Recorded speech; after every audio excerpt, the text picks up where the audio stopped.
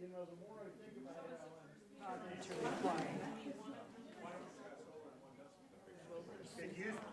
I'm sure it used to be.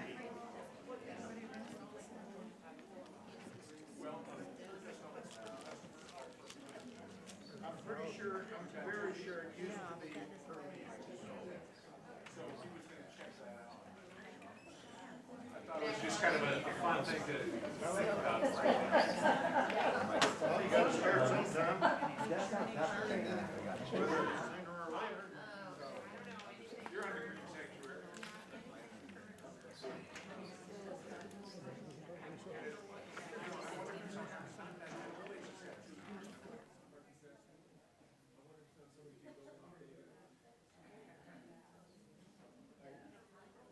I'm sure that's true. You ever go to the board meetings? I used to go to all of them. I used to go to public. Back when you were president.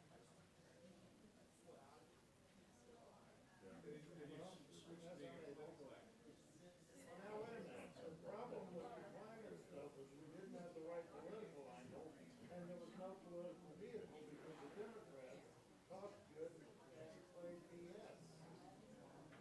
In fact, I will send you, I just got certain, a friend of mine, Shane Egan, who is chair of the Lancaster County Democratic Party, and I thought she was a friend of mine, but she did recruit me to be the associate chair of the Lancaster County Commission of the Democratic Party.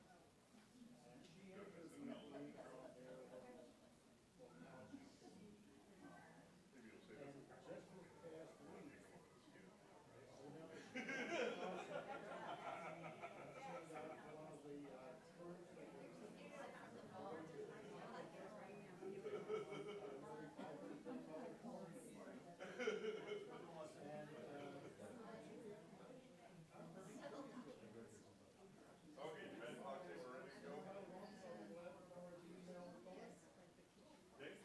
you get it whether you want it.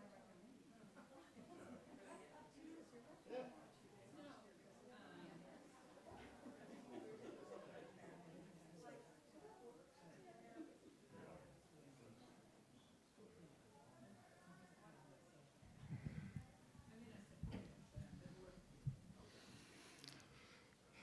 Didn't I see you at a demonstration in 2 or 3 this year? Good morning. Welcome, everyone, and thank you for being here this morning. My name is Michael Stratman, he, him, and I have the honor of serving as the president of your board of trustees. Tell me that at the end. This town hall is an important step in our shared work of shaping the future of this congregation. In just a few weeks, on December 7th, we'll gather again for our formal congregational meeting where we'll vote on several key matters that affect our ministries, updates to our bylaws, the state of our nominations committee, our budget, staffing plans, and our continued ability to live our values in the wider world. Today is about preparation, conversation, and clarity. Unitarian Universalism is built on the practice of shared governance. That means we don't simply present you with a finished plan and ask for a yes or a no. Instead, we come together in settings like this to ask questions, to listen, to share concerns and hopes, and to deepen our understanding of the realities we face. Your voices matter, not as a formality, but as a vital part of how we discern our path forward.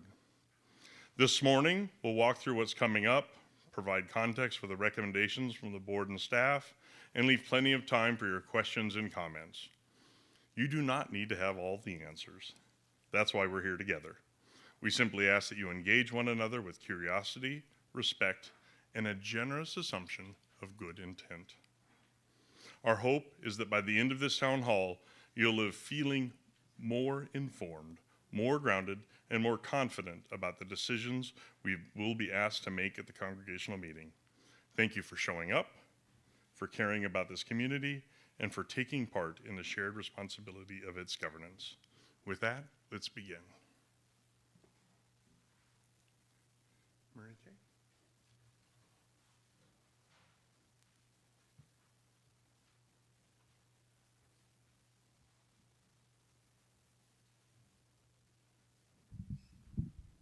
Good morning, beloveds. Excuse me. As we approach our work here this morning, let us remember that we're doing the work of the congregation. And when we do the work of our congregation, we touch lives. And when we touch lives, we change the world. May this chalice flame we now kindle remind us throughout our meeting of our ministry, our mission, and at the center of it all, our love.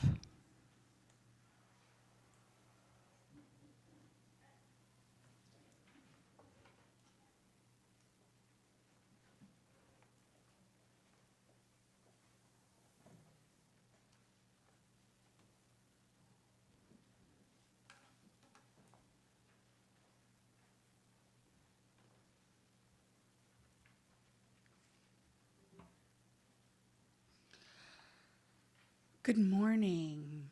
My name's Melody.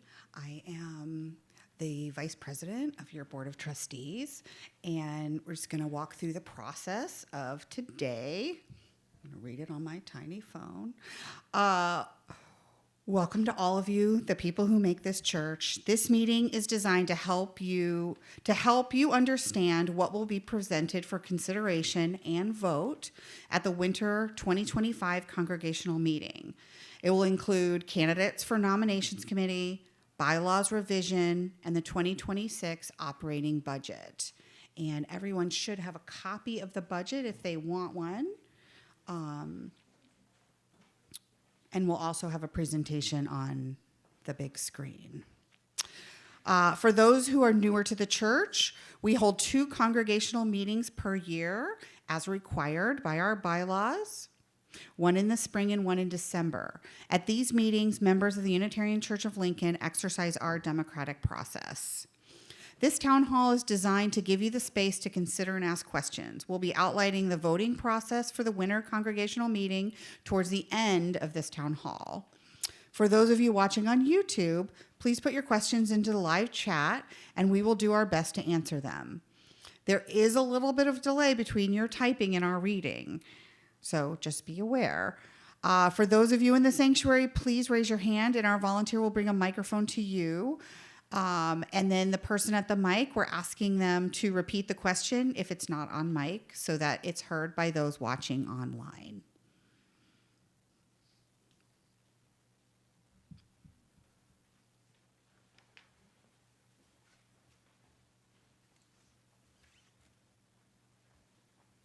I'm looking for Priscilla. Not here. Okay. My name is Joanne Lanning, and my pronouns are she, her. I'm the chair of the Nominations Committee. According to our church bylaws, the task of the Nominations Committee is to recruit candidates for church leadership positions to be elected by the congregation. The Nominations Committee includes Erica Berkey Rios, Shelley Fowler, Elle Stratman, and me. On December 7th, we will elect 2 new committee members. Elle Stratman has completed her term on the committee and is rotating off. Thank you so much, Elle. Your service has been so valuable, and it was a joy to work with you. It's my duty to introduce the candidates for the next 3-year term. The candidates have been members of our church for several years, and they are Priscilla Handy and Carrie Holloway. Usually we have those candidates speak at this time. However, neither of them are here, so I'm going to just tell you a little about them. I suspect you already know both of them, but Priscilla has served several leadership positions here at UCL. She's served on the Board of Trustees, the Ministerial Search Committee, and is currently scanning guest sermons from 1950 to 2000 as part of the Office Dazzler team. She is well positioned to reach out to different church members and to invite them to become involved in church decision making. Carrie has been a church member since 2017 and has been involved in Open Circle as a leader, program council representative, adult RGL, membership committee, and ushering, greeting, and coffee making. Thank you both for agreeing to be candidates for the nomination committee.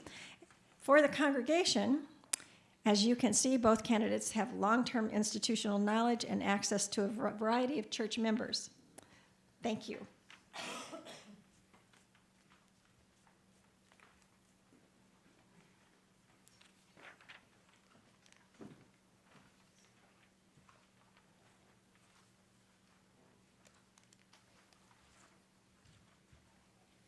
Good morning. I'm Floyd Wickenkamp, the Secretary of the Board of Trustees. We didn't print copies of the minutes of the spring meeting this time, but they are available under the board section of the governance tab on the church website.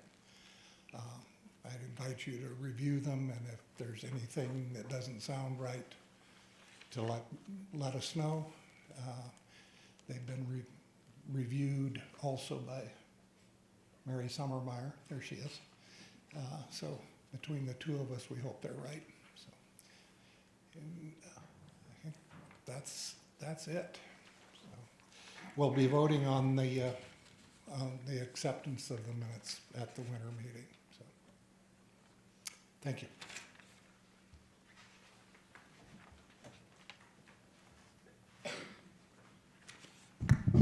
So hi, I'm Judy Hart, she, her, hers.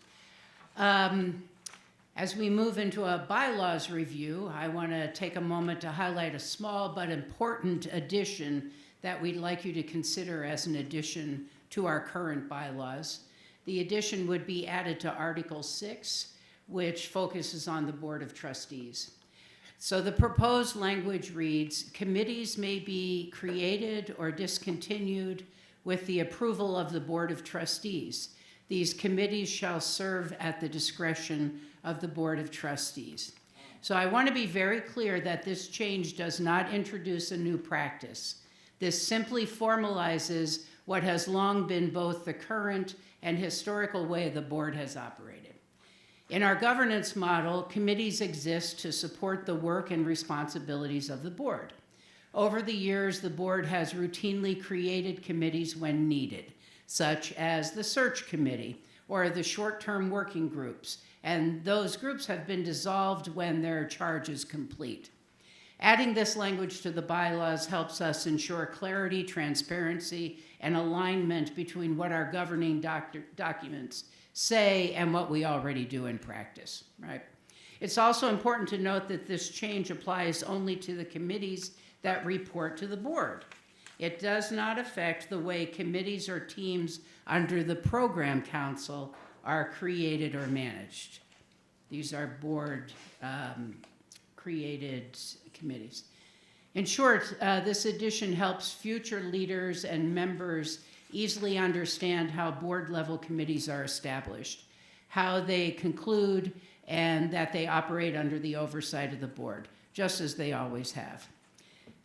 This is simply a housekeeping update that strengthens our governance clarity without altering any of the actual operations.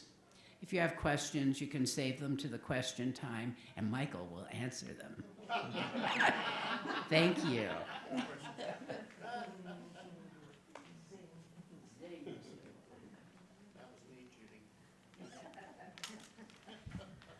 I'm Pam Wakeman, a member of the board, and my pronouns are she, her, sorry. Never was good at grammar. I'm going to talk about the winter meeting and what you can expect with voting. We're going to meet, the date has already been said, after the 2 town halls. It's going to start about 11:30, which is not out of the ordinary, after the service. You can either be in person or on YouTube live stream to observe it and be a part of it. The items that are going to be voted on is the approval of the congregational meeting minutes from spring 2025, the candidates for the nominating committee, which Joanne has already introduced, and then the 2026 operating budget. We'll also hear reports from the minister, the board president, the treasurer, and the program council chair. Before we discuss how voting will take place, do you have any questions about what has been said so far today? Yes. What's the date of the meeting? The meeting is December 7th, I believe. So we have the 2 town halls before that where you have the chance to ask questions, discuss things. That won't happen at the town hall. Yes, Jackie? This goes back to what Judy Hart was talking about. And I'm wondering where we are with the bylaw about balanced budget. That was waived at one point, and I just wonder if it's back in function. Okay, I guess Karen's going to address that.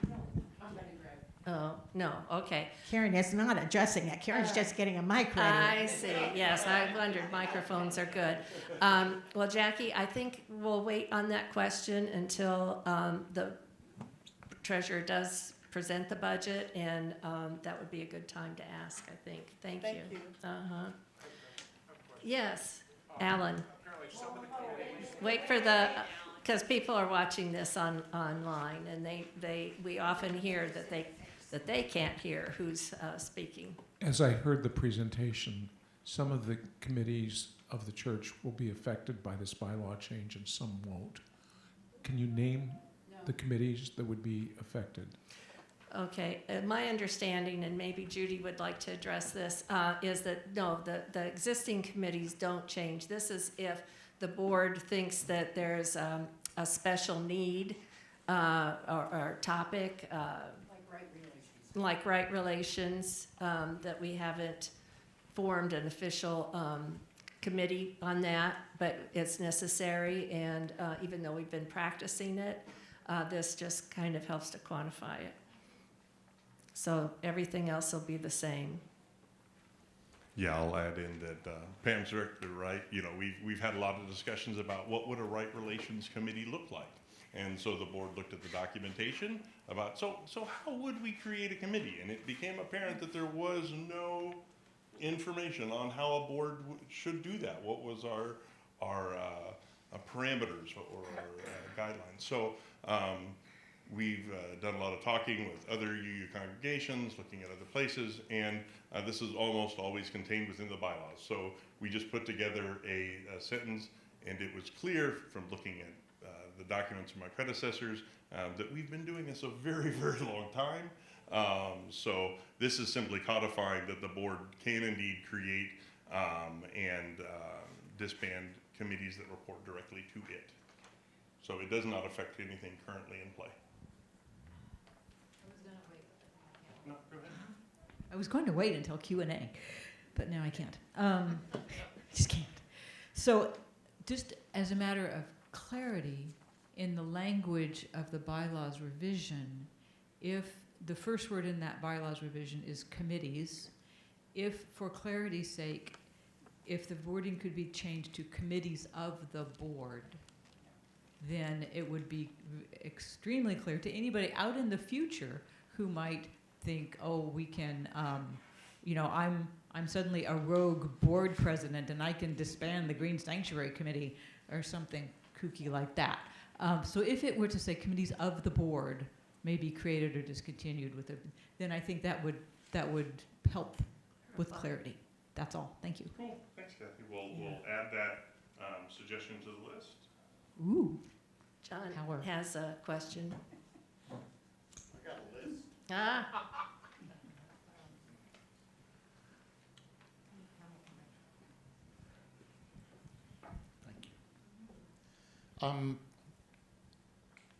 I, and I suspect others, would like clarification on committees in a way that relates to the previous question. Committees of the board sounds like a subcommittee of the board to me. That's just my initial reaction, just input there. I'm not clear whether in this context we're talking about committees to execute the functions of the church like the worship associates. Is that a committee? Those exist under the program council. Okay. So those report through the worship group, and those, anything under the program council is not under consideration here. This is just the ones that report to the board. Okay, let me give you a concrete example. Excuse me. There were a few of us who are getting together because we're extremely concerned about the American participation and financing of the genocide in Gaza.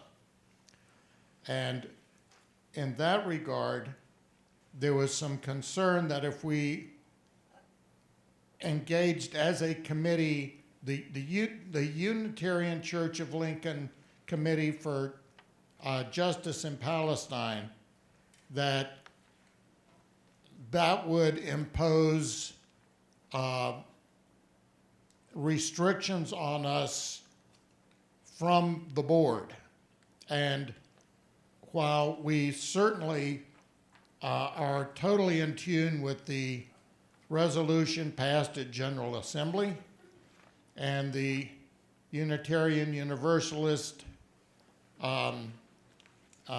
for Justice in the Middle East, UUJME.org,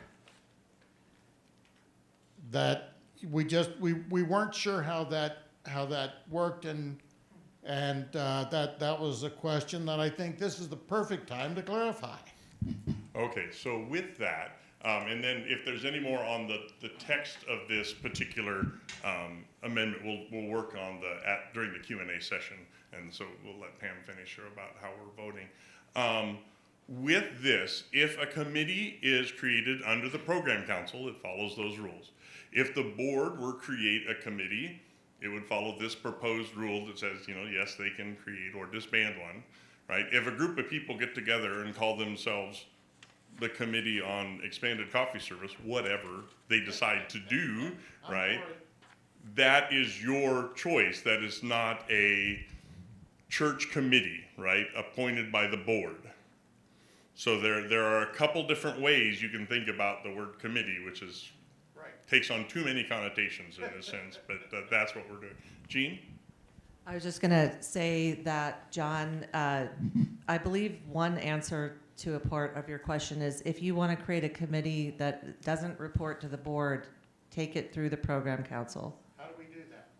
Talk to the program council chair and get on the agenda. Mm-hmm. Marcia Cedardahl, or talk to me in the office and I'll make it happen. They have a whole process for how we create committees that report up through our current program structure.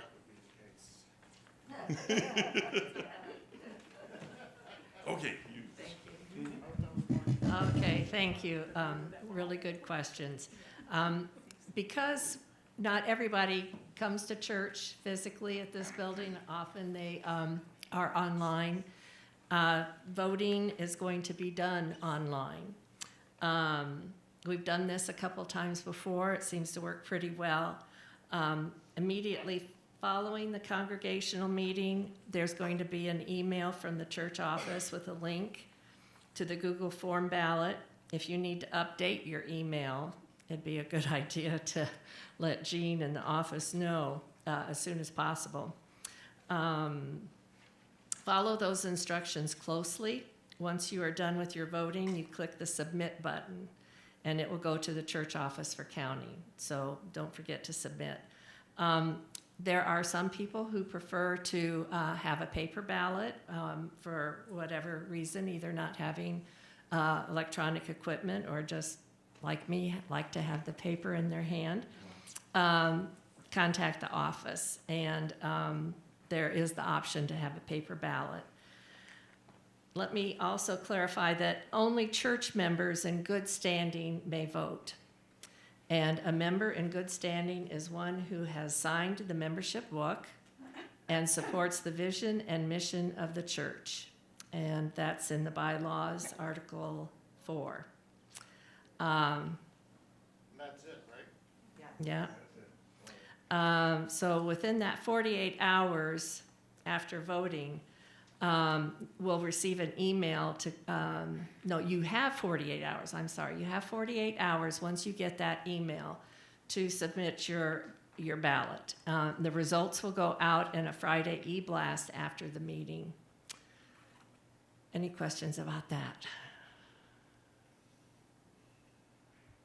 Okay, thank you.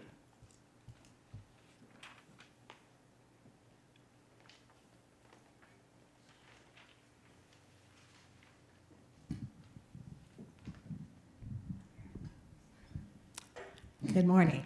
I'm Karen Hafer. My pronouns are she, her. I'm the treasurer of your congregation. So before we start talking about 2026, I get to report on how we are on 2025. So for this report this morning, I've decided to share with you the information that the Board of Trustees receives every month. They receive 3 main pieces of information in relationship to where we are in our fiscal year: income, expenses, and pledges. So there's the income. As you can see from the graph, we're at 87% of the way through our year, and our total income is at 103% of the amount budgeted. This means we are very healthy, in a very healthy financial place. We also know from past years that we have a number of members who pay their pledges in December, so pledges will still be coming in. We are seeing more consistent pledges coming in due to the practice of sending quarterly statements through the mail as well as electronically. Now you may wonder why donations is very high, much higher than what was budgeted. Well, our church has received a very generous gift of $50,000 from the Maxey family. Many of you might have remembered Dorothy Maxey, who was a longtime member, who moved to Texas. Darn, anyway. That remains in our checking account until it's transferred to the Capital Investment Committee to invest, and this will be done toward the end of our fiscal year. I just want you to know this is the 3rd gift of this amount from the Maxey family, and they have bequeathed gifts of that same amount for 2 more years. The auction and handmade harvest is under the goods and services, so which you can see is a bit higher. And so it's a good time to report to you that the craft fair earned $4,307 for the church. Thanks to Judy Hart and her committee for doing such a terrific job. You can go to the expenses, Elisa. As of November 15th, at 87% of the year, our total expenses are at 86% of the budget. Committees continue, and I will repeat that, continue to be doing a great job of keeping their spending with the amounts budgeted. Finance activities are above budgeted due to the increase in insurance of staff, and supplementary expenses reflect the payment of the music and video licenses. Our checking account as of November 15th is well funded at $217,910. So in summary, our finances for 2025 are where they should be at this time of year. As a reminder, our fiscal year doesn't close until December 31st, 2025. If you have any questions or concerns, please let myself or Elisa Hawk, the Vice Treasurer who's sitting back there doing AV, know, and we will make sure that we get you the answers. Thank you.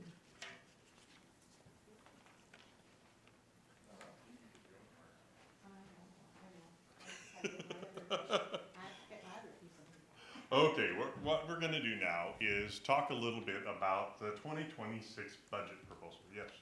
Oh, sorry. Talk a little bit about the 2026 budget proposal. So with this, we have given everyone, those of you who like to do your armchair forensic accounting, a copy of the budget in paper format. We will not review this line by line on here. So instead, we're going to talk a little bit about the changes we've made, and then we'll address them all in a question and answer afterwards. So first of all, Karen had some things she wanted to say about what we did and how we did it. Yes. All right. So that you know that this budget that you have received did not happen overnight, as hopefully you all realize. It's not something that was compiled quickly. So I'd like to give you a timeline of the process that followed, that we followed. In accordance with the finance policy, which states that by September, cluster leaders provide their budget recommendations for the next year to the treasurer. This was actually done by committee chairs at a budget summit that was held on August 16th. So this process has started way back in August. The pledge drive began in September. On October 3rd, at the board retreat, the board members were informed about parts of the budget, and then they took part in an exercise which would indicate what were their budget priorities. The executive board, which is made up of board president, vice president, treasurer and vice treasurer, program council chair, and administrative director, with the ministers also present, met on October 22nd to look at the first draft of the 2026 budget, which included the committee's requests as well as staff changes. At the end of that session, it was clear that we needed to take another look at each request. The executive board met again on October 27th. After over an hour and still having expenses exceeding income, each member of the executive board was asked in the next week to prepare a rough draft budget on their own sheet that indicates what we would fund. On November 4th, the executive board met again and went over each line of the budget to refine the amounts. The result is what was taken to the Board of Trustees on November 11th for their approval. I must say that a whole lot of thanks go out to Michael for his leadership in this process, as well as our administrative director, Jean, who spent many hours for her research regarding staff hours, pay, benefits, consulting with UUA and the Personnel Committee. Now, I'm going to take a little side note here in that we rely, obviously, budget on pledges. So you need to know we still need people to pledge for 2026. Just a reminder that we no longer roll over pledges. So everyone who wants to record a pledge for 2026, even if it's the same amount that you have given last year and just expect it to be continued, for this next year, you'll need to contact the office by email, phone, text, or in person to let them know what you plan to pledge. Thanks.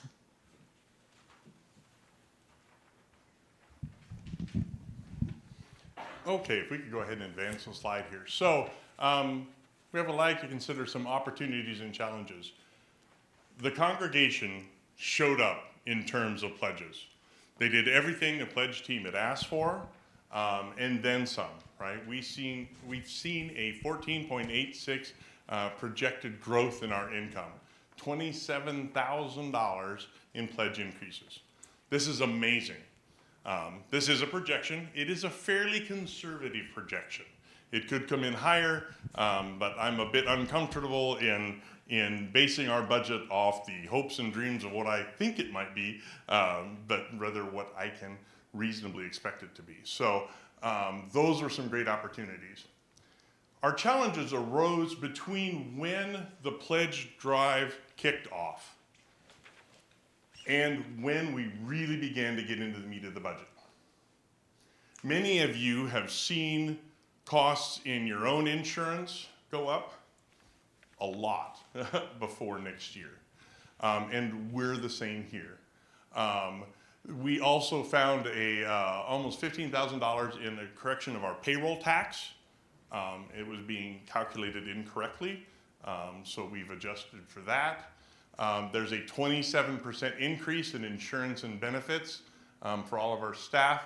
And then, of course, we have the ministerial search, which is ongoing, which is not free. We also have the ministerial wage to consider. We want to offer a competitive wage for our incoming minister, especially during the application review process.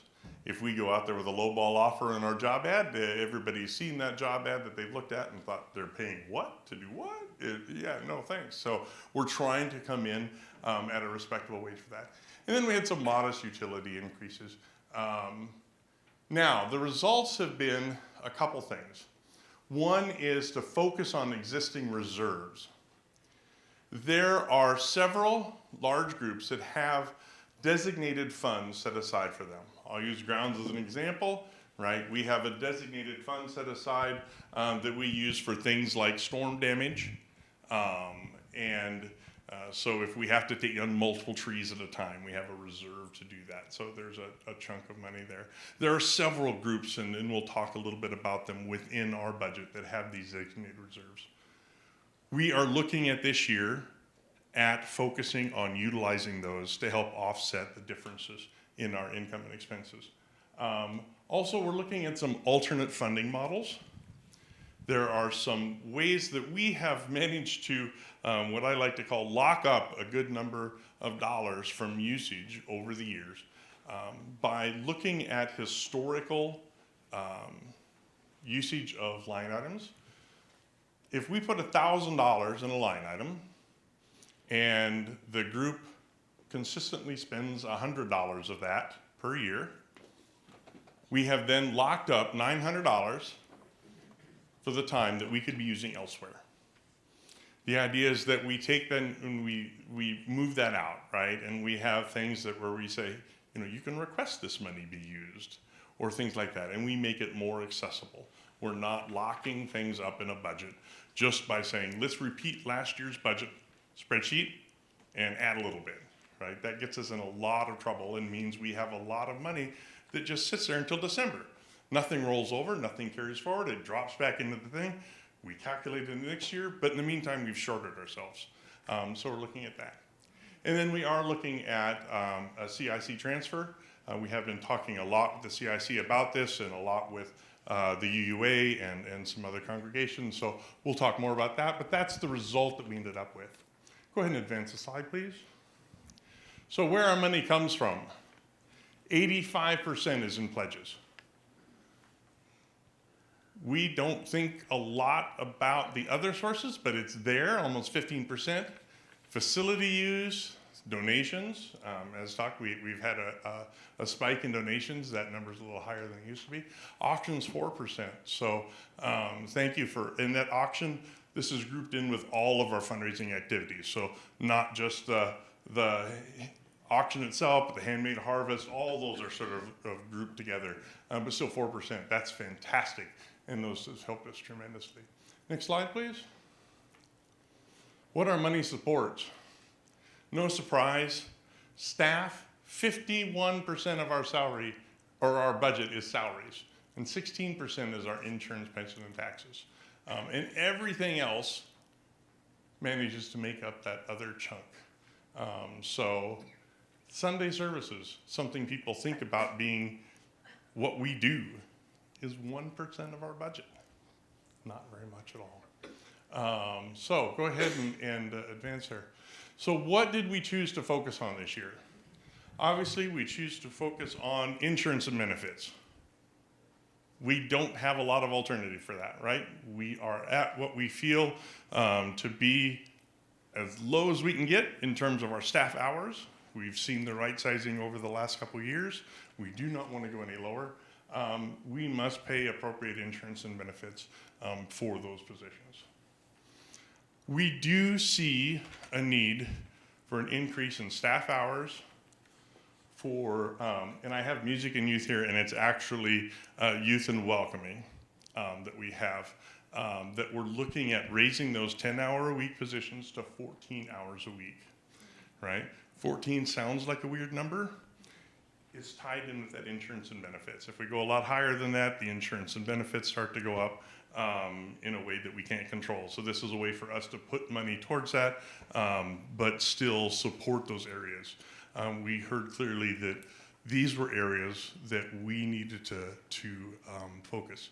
Part of the right, this is a residual, the right sizing, what I think is what Judy called it last year that we did when we brought our staff down much lower. Now we're looking at just expanding that just a hair to help accommodate what we feel the needs expressed are. Obviously, the ministerial search and wage. That's a lot of what we're doing all the time, right? Kathy and her team are doing amazing jobs in all of this. But it is a significant investment for our church. And then, of course, there are a few other things. Soul Matters content. This Soul Matters content is used across a lot of things, from the sermons, from religious education, the open circles, all of these things. This is important content for us to continue to, and we felt that we wanted to continue to subscribe to it. There were some areas, such as, instance, the LGBTQA committee, where we felt we were not paying our fair share. That is one thing that the board feels strongly about. The Faith Alliance, we were contributing at a much, much lower level than we should be, based on how we participate and for a church of our size. We felt it important to continue investing in those groups and to pay our fair share where we could. So that was some of our budget priorities. The things for designated funds to be utilized: youth religious education, social justice, grounds, and licensing all have those other pockets of money that they can actively utilize. So when you look at the budget, there's a whole lot of zeros, and it's kind of scary. All that says is we're not putting additional money in this year to those areas and asking that they use their savings to help cover this period of transition, this period of ministerial search, as we figure out how we accommodate the rise in insurance and the rise in benefits that was very late in discovery. So we are not funding these areas. We are just funding them from the savings that we have already set aside to do that. Now, these groups have fairly large discretion in how they would use these. You know, for instance, you know, in the grounds, if I were to still have those trees fall down after a windstorm, I would still have those savings available to me, right? So it's not like I'm saying, you have $6,000 in your savings, use 500 of it, right? That's not what we're saying at all. We're saying use that. I know I've had a lot of conversations with Abby recently about, okay, what can I do with this money in designated savings now that you've essentially put zeros in a lot of our lines? And we're saying that's up to the group. Let's think about that. Let's work through that. We're just not putting money in the pot in this year's budget. Okay, one more slide. Special projects to consider. More zeros you'll see on these. So things like the library and bookstore, right, are currently, you'll see in this year's budgeted $0. We're saying if there are things to be spent on the library and bookstore, let us know. There are some small things like anniversary fund that we can use. These are groups that don't traditionally spend a lot of money, but we lock up money in those lines. Audiovisual. Audiovisual is an interesting case, right? They have a budget line, none of which would cover something if it really went wrong, right? So they have not had an expenditure that really could, if one of these monitors or this projector or anything over in the booth goes wrong, the money we had in the budget line is going to be gone, right? So what we're saying is if something goes wrong in those, come to us, right? Think about how we spend that differently. Instead of locking that money up where it really isn't very useful, we're going to zero that out. Fellowship food. We put a lot of money in the budget in a lot of different places with the anticipation that at some point that group is going to pay for a baked potato bar, pizza, cake, whatever it might be. And again, we lock money up and it does not always get spent. Rarely gets spent. We spend bits and pieces of it. So we're just saying that if you need to do that, talk to us. We'll pull it out. We're setting that aside. Not going to give it a bunch of spaces in the budget. And then major repair and replace. Same thing as with audiovisual, right? It does us no good to have $750 or $1,000 in a budget line when everything that comes through this major repair and replace is well north of that, right? If we have a storm and a roof comes off, it does not need to have this money locked up in the budget line for major repair and replace. So we've put those out there. Now, the CIC disbursement. What's that? Capital Improvement Investment Committee, right? Mark, you want to? Mark is the man currently in charge of CIC. So this is all of the funds we have set aside to help make things work, right? They invest, they shepherd our money to see growth, and they've done a magnificent job of that. And we've managed to fund a big project last year, which was the playground tiles, and those things coming up there. That's what that group does. So this was formerly Luff, but it's been sort of reconfigured into this group. We've spent years working on this transition and the documentation. What we wanted to know, AJ was keen to say, well, why don't you actively roll it back in? And we're like, yeah, it's not really the way we do things. He's like, well, think about it.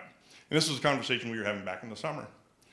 So we started talking a little bit about what other congregations do it. We reached out to First Unitarian. They said, well, of course we roll back, a major portion of this. So don't you? And we're like, well, no. And so we started talking with the UUA. Sharon Dittmar is a wonderful resource in terms of how other places are doing it. We shared what our budget looked like. We shared what our church looked like and said, what do other groups our size doing? It is normative practice in the UUA to take 4 to 5% of the CIC balance, or your however you name it in your congregation, and roll that back into the operating budget of your church. So we have traditionally used it for exigency and for significant projects, right?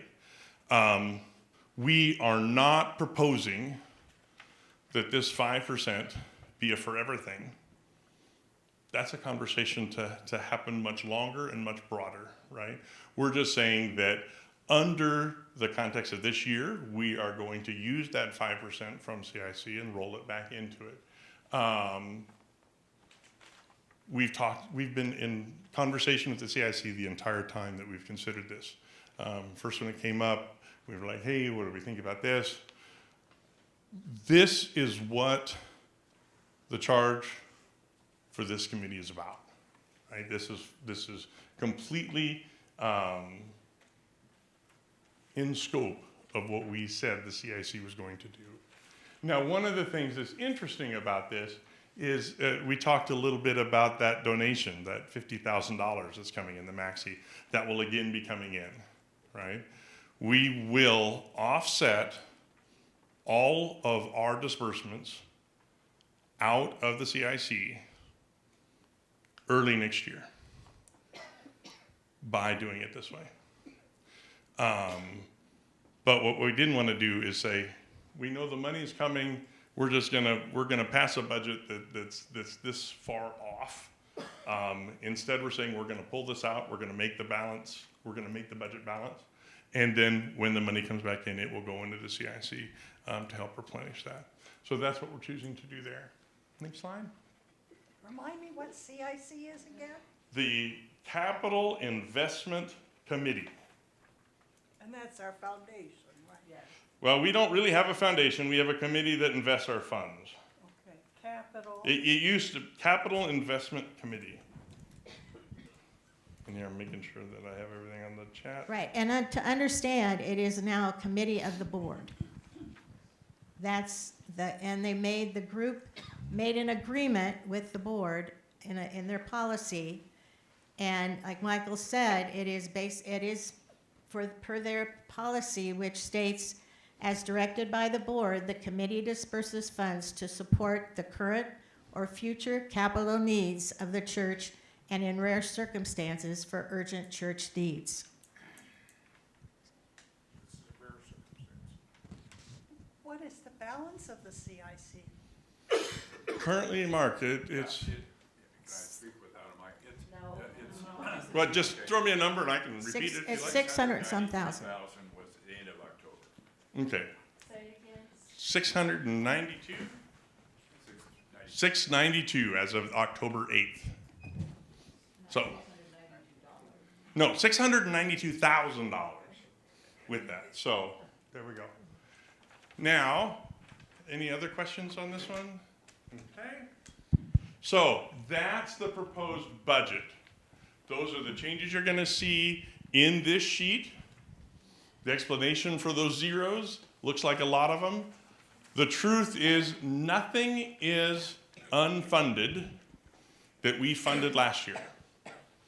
Now, the sad reality is we were not able to fund everything people had requested, right? True every year.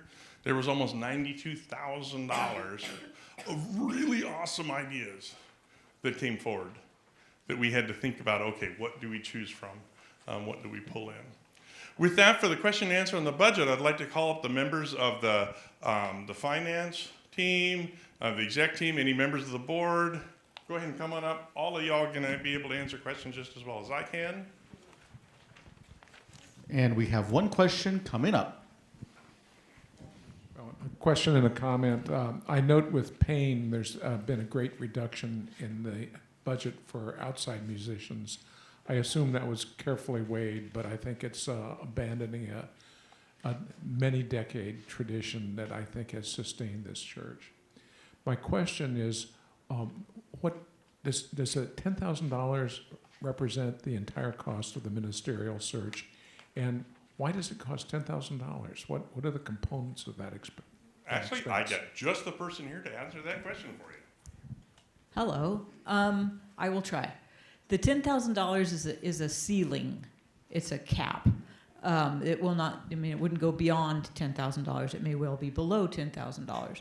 The things that we would be spending that money on is getting our church up until we have a candidate hired. So that is pre-candidating, where with any luck, we'll have up to maybe 4 people who are interested in being our minister, who we will bring here to Lincoln to tour around and talk to them in person. That also includes, so that's travel, lodging, all that kind of stuff for those hopefully maybe 4 people. That also includes the costs of the eventual one candidate that we will end up with any luck. In April, that would be a week's worth of stay here and travel in and out, where they will come and, as Oscar did back in when he came, stay for a whole week and meet with everybody and do their final preaching at the end, and we vote. So it is primarily travel and housing for those pre-candidates and the candidate. Does that help, Ellen?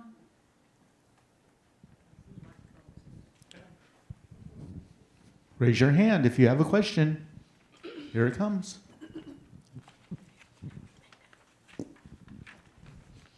Hi, I'm Linda Brown. I have first one question about ministerial search. Are we paying our fair share? Is that amount going to the Unitarian Universalist Association our fair share? Because I know that's important to people that are candidating. You mean the number?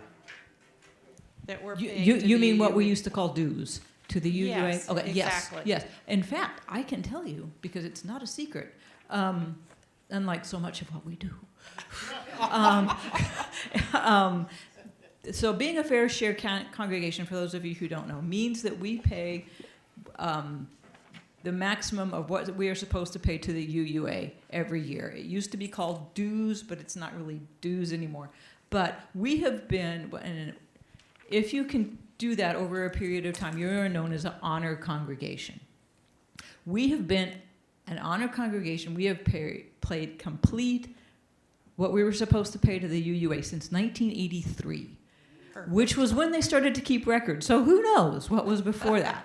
But yes, we have been doing that, and we have heard that we are in fact maybe one of the very few congregations in the United States of America who has done that for that long. Perfect. Yay, I'm for so us. happy to hear that. I have two more points. The next one is I want to correct or add to the understanding of how AV has handled their budget. Right now, we are budgeted for $1,000 for this year, and we will spend it. We wait till the end of the year because we might have something we have to spend money for rather than the extra microphone that we'd really like. So to be cut to 175 is but I know that hard times can be hard times, but please don't continue this mindset. And just real quick to add to that, that is why one of the things that we talk about is if there are money to be spent that you need and something that happens that's a need, let the board know. And I don't really want to play that game with you at the end of the year. I mean, next year I'll have to, but I don't want to do it every year. I want to know that we can, I mean, we have a list of things that we'd like to do, and we have done it every year. You know, we spend our budget. There's but we don't $90,000 do it of things until- people want to do. I understand, and So, I'm not going to complain this year. Right. But I would just want to add that to the conversation. Oh, totally. And our hope is that we will have time this next year to be able to make more deliberate choices and more stable funding once we set aside the ministerial search and we're able to return to some more normal budget funding practices. Okay, and my last plea is that we stop using the acronym CIC and say Capital Investment Committee, because there's lots of misunderstanding about acronyms, and I want us to understand about our money. Thank you. Excellent point. Am I restricted to budget questions only? No, what you got? Oh, okay. I'm going to go back to what I asked before and was asked to ask later. I understand, and I've been mistaken before. It's just rare. There was a bylaw change from a budget that was balanced to a budget that didn't have to be. Am I making this up? And what happened to the bylaw, and what are we doing about it? No. That bylaw change is still in effect. We do not have to have a balanced budget. This one happens to be negative $172 or something like that at the moment. It also has a guess of the annual pledges that we still expect to come in before the end of the year, which is why I want to make another plug for please pledge if you haven't already, because it's already a tight budget. And this was of a bylaw change that was made 3 years ago, right, that people voted on, so. Yep. And in terms of budgeting, this is as close as we've had to a balanced budget in the last 5 years with the CIC transfers. So we're not concerned about the bylaw change to a not budget balance? That was no, because the bylaws wording was 3 years ago for the balanced versus non-balanced. Well, if we're not worried about it, I'm not gonna worry about it. But know that we worked really hard to get that gap shrunk. I mean, it wasn't like we went, oh, we don't need a balanced budget, so we'll just keep that humongous original gap. As we worked really hard to get it as close to a balanced budget as we could. Right, team? Yep. And Heather had a note in chat, said, I understand the grounds reserve in covering our expenses this year. Does that include the less discretionary spending of mowing and snow removal? That would exhaust the reserve very quickly. And I replied that no, that does not. You'll see that the snow removal and paid lawn services already, they're on a separate line, and those are already included in that. So they do not come out of the grounds reserve. There were many lines that could not be touched, basically. A lot of, that's one of the things we started with the budget process is we went through and said, okay, what do we have to pay for, right? You know, water, electricity, insurance, taxes, snow removal, you know, things like that. So we decided to definitely continue the snow removal as opposed to all of you showing up a half hour early with a shovel. So thankfully we're not that part in the budget yet. I have maybe a Karen question. Oh, that's bad. Where do the Soul Matters come out of? The cost. I ask because in the Adult Growth and Learning Committee, there's a $700 line that carries over into this year, but also under Open Circle Leaders, there's a $200 amount, and I didn't know which one of those was. And if it is the 200, then what's the 700 about? Well, basically, Each of the Soul Matters packets that we pay for come out of their individual lines, and so therefore there's one under adult ed that's the one for, there's a line specifically for Open Circle Leaders, there's one for RE, religious education, there's one for social media. But the $700 that's under adult ed is for Wonderful Wednesdays and for adult ed in general. That is a committee that is up and coming with a new leader, and we're hoping that what happens is the program council, with the support of adult education, takes on the leadership of Wonderful Wednesdays because we're not increasing staff and we don't have the capacity. Great question, thank you. Any other questions?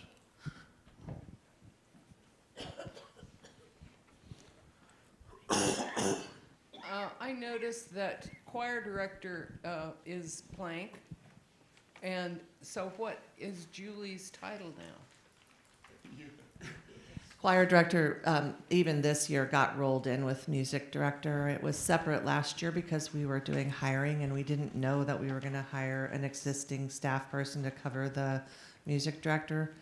I will say that just for clarity's sake, Michael mentioned earlier about staffing, and I do want to let you know that the only staff member who's increasing their hours is Abby, who is the youth ministry coordinator, to 14 hours a week.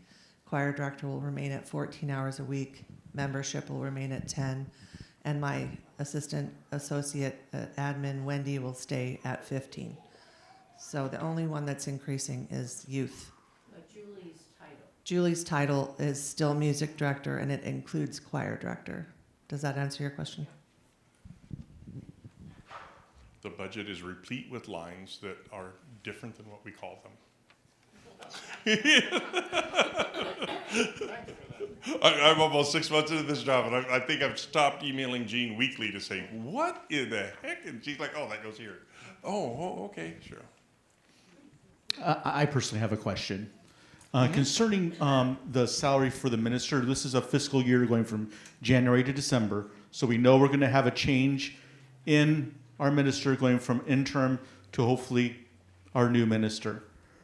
How was that figured out for that cost for minister's salary? So we know AJ's salary from here till when he leaves us, and then the period between when we assume a new minister starts and January 1 is based at that UUA midpoint plus recommended UUA benefit costs. Now, and I say this a lot, the budget's like nailing Jello to the wall, but you know, it'll depend on our candidate, on if we're below that number. For instance, you know, if we have a candidate that perhaps just at a seminary or something that we like, and we don't offer midpoint to that particular person, we negotiate down. But our advertisement is for midpoint plus recommended benefits, so that's what we budgeted through January 1. So what is the advertised, curiosity, what is the advertised amount that we're advertising? Let's see, is Colleen in here? I don't have that number off the top of my head. I don't think we don't know. Oh, that's okay. We do know, but if you've done your taxes lately, the computational formula for that makes taxes look pleasant. This is where we get into like the oddness of this process, and that is, I'm talking onto YouTube, and I don't want to say that number before we've advertised it to prospective ministers, which we've not done yet. Which will happen very, in the next few weeks, but we just haven't done it yet, so we're being a bit coy. Thank you. Any other questions? I just want to clarify one thing for you, Jason, in your question, and that is, first of all, we are already paying AJ midpoint also, so it's the same number if we offer midpoint ultimately. And also, we had to guesstimate somewhat the insurance, health insurance, and the UUA recommends we base it on a 50-year-old male, or I believe. And so that's, again, where there could be some alteration, is if it's an older person, a younger person, somebody with a big family, et cetera. Right. The number we use in calculations is given to us, the UUA, to essentially give us a reasonable expectation of it, knowing that not every candidate is the same. Colleen chairs our negotiating team. I just want to mention that midpoint changes every year. So I don't think that it's accurate to say that we pay AJ midpoint of what this year's number is. It might have been different when his contract was. Right, but that number changes every year. So it might have been midpoint when the contract was made, but it might not be midpoint now. So those things are moving targets. Yep. And we'll see a change in the following year for what midpoint looks like. Any other questions on budget or anything we've talked about today? I wanted to make a comment. I've been on, this is my third time on the executive committee working on budget. I did it with Kim, and I did it with Judy, and I did it with Michael. And, the first year we cut all the staff hours by 75%, including the minister. And it was not nice to do that. It did not feel nice to do that. And then last year we had some very big staff changes, which also was really difficult. It was difficult on the people in the room making the decisions to bring that to the congregation, and it was difficult to the congregation. And this year, it was just so like that. All of that work felt like, we couldn't have planned for a $15,000 tax shortage. The ministerial search, you don't plan that 3 years out. So some of those things are really specific to this moment, but I'm really proud of this budget, and I'm really proud of what this congregation has done the last couple of years so that when we hit this moment where there's some big unplanned, I feel like we're bringing forward a budget that leaves the congregation with a lot of room to thrive and doesn't have some of that pain and heartache that our previous 2 years have had and have been really difficult on us all. So I just kind of wanted to recognize that and give it a little space to breathe, because I've been in the room all 3 times. So thank you. And speaking things to be really proud of, this group up here is absolutely amazing in what they've done this year. And yes.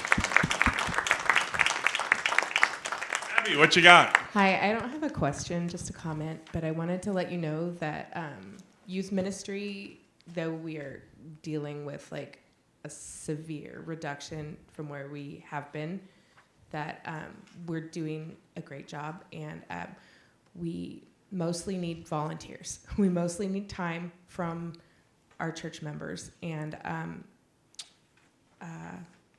I'm happy with the way that things are going, with the way that things turned out, and I hope that we can get support up to where it has been in the past for our committee, because it's really, really important to me and hopefully everyone. We all give in a lot of ways. It's not just money, and that's an important one to remember. Thank you. There was a request to address Alan's question about the music, and so I'd like to just speak to that really quickly, and that is that we balanced, this is my interpretation of our meetings in the executive team, we tried to balance the way we have done things in the past with how things went this year, like even before we had a music director hired, and we looked at middle ground of how much can we fund, how many guest musicians can we fund per month, and that sort of thing. A lot of us felt like we would like to get back to the former way with a higher budget, but we just literally couldn't do that this year. The gap was too big. And so we want to continue the model of encouraging guest musicians that in a more creative way. A lot of our members have stepped forward. There's a music committee now that's helping to guide that. And so we are trying to balance it. Cool. Any other questions? Okay, thank you all for your presence. As always, make sure you email Jean or myself or any of us up here. If you have any, we'll be having this conversation again next week and talking about it, revising the slides and what we're bringing forward. So thank you very much. And Mary Kay, you want to close us out?